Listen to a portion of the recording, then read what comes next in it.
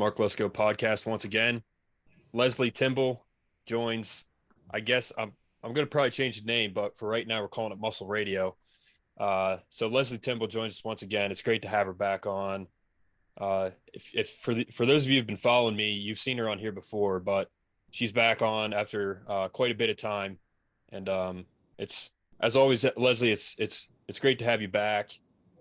You've been doing a lot of stuff since the last time we spoke. You had a show. You started your own channel, I think, around the time that I started talking to you, and then I believe you were always on RX, but you kind of started a show with Dave too, Dave Palumbo. Well, yeah. So basically, so Dave and I do a show called Iron Therapy. So we talk about various issues that and even though RX is bodybuilding, this can apply to any sport, but you don't even have to be an athlete. This can happen for like the everyday person when they're having certain challenges. So I talk about, we talk about why these people can have these challenges, and I offer people strategies. And sometimes we have a guest, which makes it more, I think, tangible for people. So I think that's great too. Well, the most recent guy you've had, we talked about it, was Jimmy the Bull. And I'm not afraid of, I like to say I'm not afraid of anyone, but if there's one person in this world that I'm afraid of, it's Jimmy the Bull. Because, man, I think he's one of the most dangerous people of all time, seriously. I mean, he benched 1,000 pounds raw. 1,015, yeah. Isn't that 1,015. crazy? I can't even wrap my head around that. Yeah. That's an insane amount of weight. To bench that raw he's one of the strongest people probably ever, honestly. And I don't think he ever really did he do powerlifting? I'm trying to remember. I know he was in the Marine Corps, but I don't know if he actually did powerlifting. But when you were saying you were afraid of him, and anyone who's actually now for people who don't know Jimmy, he's known as Jimmy the Bull, and he did a lot of heavy lifts. I mean, definitely, the bench press was one. He would do these one-arm dumbbell curls with these heavy weights as well. He was just a very strong human being. And let's just say his life is not easy. Now, some of that is part of his choices, but he has a way of reacting, which has a flair for the dramatic. But let's just say he needs some anger management strategies, which I'm still working with Jimmy on. Yeah. So, but when you hear him go off, it's kind of like, yep, I would not want to get on his bad side. But because I've had a chance to work with Jimmy, he's actually, believe it or not, Mark, he's a teddy bear. Oh yeah. It's just, when these situations happen, like I said, some of them he could make different choices that wouldn't lead that way. But some of them, albeit, he's not doing anything wrong, and negative things happen. And one of those is his mother-in-law or ex-mother-in-law. So anyway, you're going to meet people. So this isn't just a Jimmy thing. It's like all of us are going to have someone in our lives, whether we meet them or they're an extension of someone we know, whether it could be their mother, their father, their brother, their sister or cousin. You're going to meet someone that you don't always get along with. Yeah. So, just talking about strategies on how to deal with those difficult people as an example could be, something that people, again, you don't have to be a bodybuilder. Everyone has this kind of issue. So that's one thing I really like about the show. But I also have a YouTube channel that I do. It used to be on Fridays. I've actually shifted it to Sundays, where I do a video. They used to be longer. They're so, but I found people's attention span isn't long. But what I do is I try to keep it around the 4, 6, 8 minute mark, and just people watch it. And again, it's free. It's on YouTube, so people can just watch it. And every week a new video goes up of some type of topic, and then I talk about strategies. So it's not just talking about the problem, it's talking about here's something that you guys can try.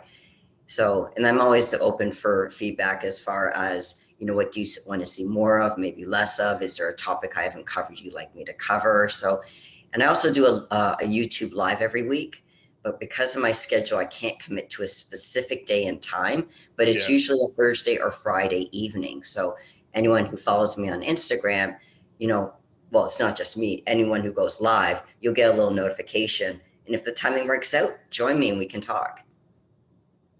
Yeah, Leslie, you are a registered psychotherapist. Mhm. That is your title. And how long so since you've been on RX, which I remember the first episode you were on, and you literally gave your number out for people Mhm. to reach out to you, and I Mhm. did.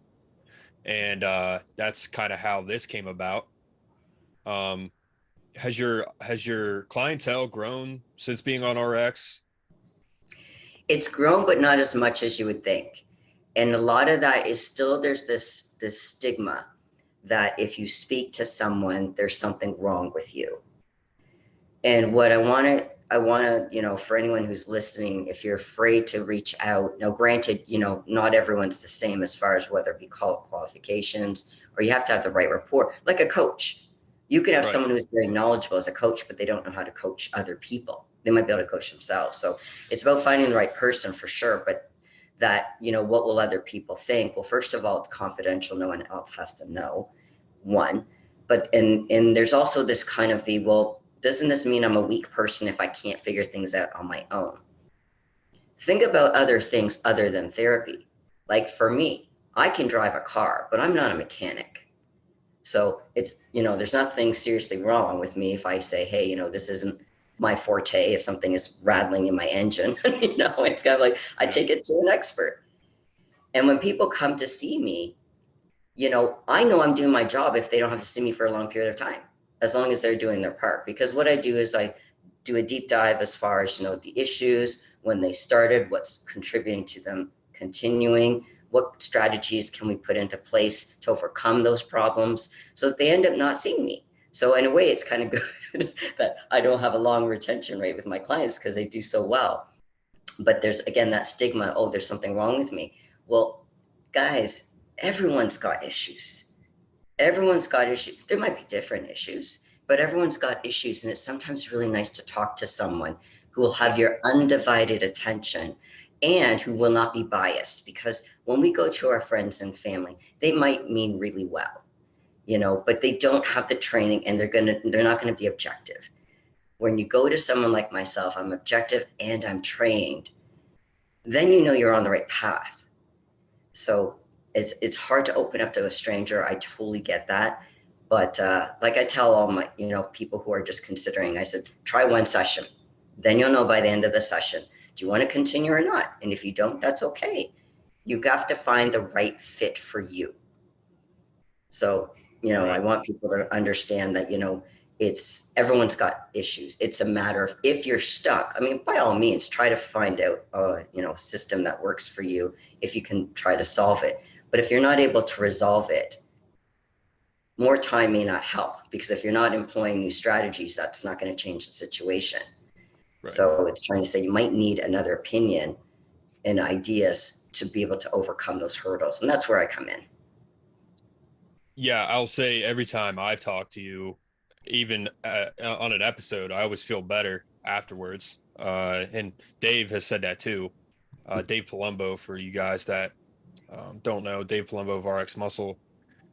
So it definitely helps. I mean, it's something that it personally it scares me to commit to therapy, but I thought, yeah, we could all use it. And um, you know, the fact that you're a bodybuilder and you know you're on RX, you know, and I've never met you personally, but I feel like I know you quite personally because we've talked so much. But yeah, it's definitely something that people can benefit from. Absolutely. Just talking about, there's people that would talk to you that didn't even know that it would help them if they talked to someone like Jimmy probably never thought about talking to you, you know what I mean? Or Yeah. Dave. And then they Yeah. did, and it's like, oh, okay, well, this is absolutely, I know there's stuff that I could personally talk with you about that would probably make my help my life better. And I think I'm pretty doing pretty well in terms of I'm pretty level headed and I could still, I think, use it. So for anyone out there that's on my podcast, you know, certainly reach out to Leslie.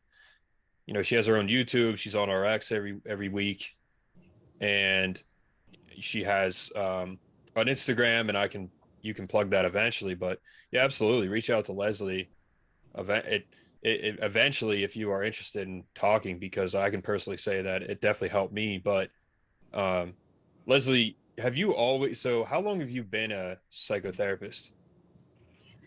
I started my private practice back in 2000, but I was Oh, doing wow. therapy, let's say, through hospitals, through I was in palliative care units. Palliative care is where people are sent basically when they're dying. So I worked with, most of them were the patients, but I did work some with some of the family members. But I worked for employee assistance programs, so people through their so EAP just means employee assistance program. So that what that means is that sometimes companies will have an EAP where if an employee is struggling for whatever reason and they're not, that's affecting their productivity, they want that to provide some type of support. So they'll they'll pay for short term, a few sessions. So I did that for a number of years.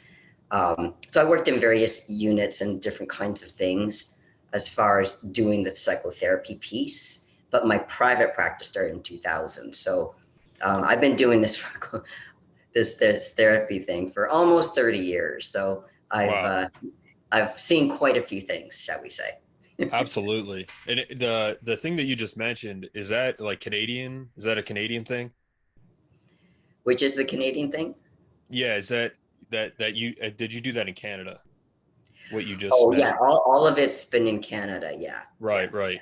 Because I don't Mhm. think I've heard of that specific thing that you just mentioned. You know what I mean? Oh, the palliative care? Yeah, is that Oh, okay. So yeah, they will. I assume that they would have that in the US, but I never checked that out. But yeah, so it's basically, let's say people who have been diagnosed with certain conditions, let's say cancer, and despite having radiation or whatever, they've only been given, whether they, and they don't know an exact amount, but they said they have anywhere between, let's say, 2 weeks and, 8 months or something like that. That then they'll have a place to make them comfortable where they can get that monitoring. So if their blood pressure drops or something, at least there's a medical staff present versus being at home. right? And seconds can make a big difference as far as life and death, as well as they'll be in pain. A lot of times they'll be depending on their medical condition, they'll be in pain. So they might need to be hooked up to some type of IV that will help manage that pain for them. So there's different reasons why they would be in palliative care when they're about to die, or when they have a diagnosis where they will die. So yeah, we have that a lot in Canada, but I don't know. I never researched if they had that in the US. I'm sure they have something similar. I don't know if it's that name, but yeah, I was just curious because for those of you who don't know, you're based in Canada. You Mhm. were in Vegas. You were at Yes. Dragon's Lair, and Yep. now you're back in Canada. Uh, so because I didn't even know that you've been doing therapy that long. That's awesome. Um, were you always a bodybuilder too? Because you're a No. bodybuilder, you compete. Yeah. You know, you were in the Olympia last year, so Yeah. So it's interesting. If you had asked me, let's see, how long have I been doing this? I started competing in 2014, and it was supposed to be a bucket list thing, meaning I went to a gym, and it wasn't even I was looking, oh, one day I want to be a bodybuilder. I didn't even know who Ronnie Coleman was. So it was more of a when I was at the gym. You know, you go when I train, I tend to go the same days and same time. So yeah, you see the same kind of people. And I had this one guy that said, "What are you training for?" And I'm like, "What do you mean? What am I training for?" So anyway, he thought I was training for something because of the way I train. Because I don't do, I first of all, I don't do short workouts, and I do pretty intense workouts, and I lift heavy. So he's like, "Well, what are you training for? Because no one trains like you and not train for something." I'm like, I'm right. literally not training for anything. So why don't you do a show? What are you even talking about? And then a trainer at that gym suggested I do a show. I'm like, I don't even know where to go. Like, I don't know anything. I've never even been to a show. So they actually recommended a coach. And that's how, and it was going to be, okay, I was just going to try it. I was just going to go through the process. Mark, I thought it was going to be last. 100% was going to be last. I didn't know what I was doing. So had the coach. put me through the diet and the exercises and all that stuff. Competed, and what he suggested is, because you've never done a show, why don't we do it like what we call a practice show, meaning it, just to see what works, what's not working, whether it be diet, exercise, all that kind of stuff. And then we'll do the real show 2 or 3 weeks later. I'm like, okay, cool. So did the practice show and I got second. All of a sudden I'm like, oh, first of all, I'm like happy as anything. So I was expecting to be last. Yeah. And then the other is like, oh, I was one spot from getting first place. I know I'm having a show come up, so obvious, I'm so excited, thinking maybe I have a shot of getting first. So I did the show, the real show, and I got second, deservedly so. The person who beat me just definitely deserved to beat me. She was definitely had more muscle than I did. So I'm like, oh, I was so close. I got second 2 times. So that began my journey into bodybuilding. Wow. You got hooked. I got hooked and I kept going, and I just kept competing, and I ended up I initially started in figure. So for people who don't know, there's different levels of muscle for bodybuilders, whether you're male or female. So for females, the lower muscle is the bikini. Then they have something called, now they have something called wellness, where it's more glute and leg development. Then there's fitness, and then there's figure, then there's women's physique, and then there's bodybuilding. So I was in figure because initially I asked my coach, I thought it was going to be bikini because I was this little skinny thing. Well, I wasn't skinny. I was like this slender thing, but I had a big tummy. But anyway, he was like, no, you've got the body of a figure person. So I'm like, okay, I got to trust them. They don't know what they're talking about. So I did it. And then it was suggested I also try women's physique.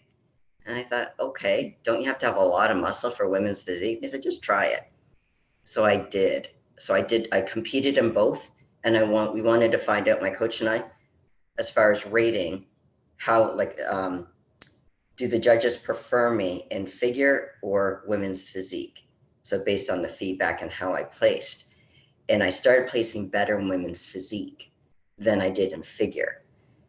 So I ended up doing both for a while because I wanted to test drive it to see, was that just that one show? Yeah. And that being more than that show. And then, I spoke to the judges after. I spoke to the head judge, and I asked him, what do you think I should do? And he said, what do you like to do? He said, do you like to lift heavy? And I said, yes. And he said, and he said, well, do women's physique then. And I'm so glad, because secretly I wanted that, but I didn't think I was so far from having enough muscle back then. And I was like, I can't get that much muscle. It's like, and this is the other thing, Mark, I started when a lot of bodybuilders retire. I started competing at the age of 40, I think it was 46 or 47. Yeah. Yeah. And, that's like, most people don't start. I'm not the only person. I know there's other people, but most bodybuilders start in their 20s. Some of them even before that. But I mean, it's usually, 20s or, the 20s for sure. They start. They don't start in their mid 40s. So anyway, Exactly. I did that, and I was happy because I also prefer the posing. The way you do the posing is different from category to category. And the thing I loved about women's physique is you don't have to wear heels. So for anyone who doesn't know me, I'm only 5 feet tall. And I believe that God made me short for a reason. So yes, there are short women that do love wearing heels. I'm not one of them. So when I was in figure, I had to wear these really tall heels, which I had to practice walking in those heels more than posing because I'm just so not used to wearing heels. But it was so nice when you don't have to wear heels. I know you wouldn't be able to relate to that experience, Mark, but trust me on this one. Well, that's what's funny about that is I haven't competed yet, but I feel like if I did, I would have the same experience as you. Like not getting second, I don't know about that, but getting hooked, you know? And the fact that you wanted to do something that wasn't um like fancy, like figure, you didn't want to wear heels and stuff, you know what I mean? Um that's interesting. And now And are you still going to do it? Like, are you going to keep doing it? Because you just were at the Olympia, you know what I mean? So Yeah, I did the amateur Olympia. So here's the thing in my journey. So, and we'll talk about, okay, so Dan, let me answer your question. I'm taking a year off for sure because I need to repair certain injuries, okay, repair the pocketbook because if I'm sure you can only imagine, I'm not a sponsored athlete, so it's very expensive to compete. yeah, So you don't I've, compete. I'm not to say that there's not winners in the pro level that make money, but I'm just saying I'm not one of them. I know I'm not genetically gifted. I know that for sure. Um, but it doesn't mean I'm not going to compete. You know, it's just I'm going to put my best package up front and see whatever happens. But will I compete again? I would love to, Mark, but financially, it's not going to be for a while. And again, it really depends on the injuries, to be honest, because I have some shoulder issues. So again, for people who don't know about the bodybuilding industry, a lot of the times when you're placed, as far as first, second, third, fourth, whatever, part of the criteria is symmetry, meaning one side is equal to the other. Right now, one shoulder is higher than the other because I have some inflammation and bursitis and some other stuff going on. So I need to have a more symmetrical look if I'm going to be able to compete competitively. I'm not even saying to win. Of course, I'd like to win, but to do competitively, I need to have a bit better symmetry. So I have to see if I can get these injuries worked on. Now, in the dream world, it would be getting stem cell therapy, but that's not in Canada. And the second thing is, I don't think I could afford it anyway because it's yeah, super expensive. But we'll see how the injuries go. So I'm still training as if one day I will compete, but we'll see. We'll see. The body has to dictate. I'm going to be 55 at the end of the month. So this is the other thing. When you're competing, it's hard on your body, period. But then, and then obviously with recovery. But when you get older, it is more difficult and it takes a lot longer to recover. Um, and then after going through menopause, I mean that does things to your body too. yeah, So there's certain challenges. Like I said, I'm training as if I'm gonna compete again one day, but if I don't, I don't. And I'm at peace with that. And that's actually an issue that bodybuilders will, and actually I shouldn't just say bodybuilders, any athlete will go through, is that some will have to retire, or they come to an age because their body's not keeping up with them, or they're not able to present as well. So they might have to retire, not because they want to, because their body's not cooperating like if they did it. Your body competed, let's say, or cooperated when it was in their 20s or 30s. Or let's say you have an injury. There are lots of people who got injured before a show so they couldn't compete, but not even just at that show, they had to retire permanently. So we call that forced retirement. So they stopped competing. They were forced to stop competing because of their injury. So helping work on the mental piece about accepting that. You don't have to like it, but learning how to accept it. And then what do you do with your life? Even if you retired on your own terms, and again, this isn't just bodybuilders, this is with any athlete. They put their identity in their win-loss record. So what I mean by that is if they're doing really well, they feel confident, and that's great. But it's important to have what I call stable confidence, is no matter how you do, it's knowing, did you cross all those boxes off? Did you make every practice? Did you eat what you should have? Did you try to get as much rest as possible? Did you work on recovery? Recovery meaning stretching, whether it mean physio, whether it mean, getting that, like any deep tissue work, yeah, all that kind of stuff. Like it's a big package. But a lot of things is people don't work on their mental game. This no, is also during the thing, yeah, not just after, right. but during their competition piece. Well, that's what you have said multiple times is the mental aspect for all athletes. And bodybuilders are athletes. It's one of the hardest sports in the world, in my opinion. It's I always say this. I've said it on this show before. Michael Jordan could probably not eat for 3 days and still go win a game six in the finals. Because he's so mentally strong. Yes. But Yes. bodybuilders, we can't miss anything. You know what I mean? No. because our physique is, that's what it is our physique. So we can't like not eat, we can't not sleep.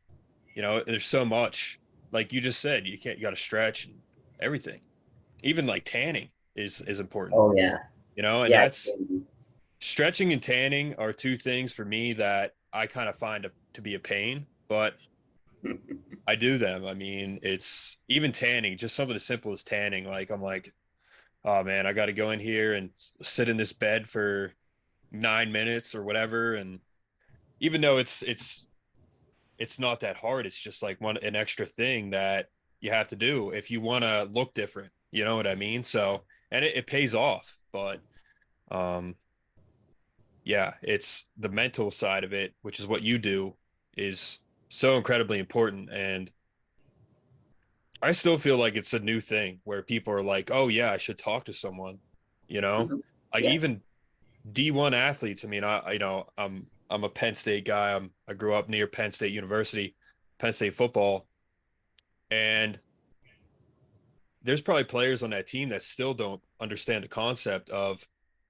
I need to talk to people. Like I need to talk to someone every week at least, because you're under so much pressure as an athlete like that, and that's just D1 football. That's not even in the NFL, you know? Yeah. Yeah. So, do you work with pro athletes? No, but I want to. The Yeah. thing is, again, now the thing is, I've already contacted UFC, but they recognize the kind of work I do, but they already have their own Right. in-house. So Right. it's about finding someone that, is willing to put that investment in, because it's not the kind of work I do. It's not, you're not going to be able to put an exact figure as far as, am I going to get the return for, let's say, the owner of let's say, a football team, as an example. So they have to realize the only way they'll see the result is, are their players actually performing better because they're mentally stronger? They can kind of come back. Because let's say in team sports, a classic thing, because you see the training I got, Mark, I can work with individual athletes as well as teams, because the training I got was through this program called, Peak Performance Sports, and they're actually based in Florida. And their training is based on the mental game coaches that were used in the Olympics. So if it was good for Olympic team athletes, Yeah. it's going to be pretty good for other people. But for teams, especially for teams, it's not wanting to, let your team down, understandably so. But that can play in their mind as far as, let's say they play a game, everyone's really strong except for you. I don't mean you personally, but let's say you as the athlete. You're feeling like, and you lost, let's say, the winning goal or whatever, touchdown or whatever, just depending on your sport, whatever that last point is, you can feel like you let your team down. Right. Well, how do you resolve that? And it's learning how to work with that. Or athletes that will perform better in practice than they do in game time.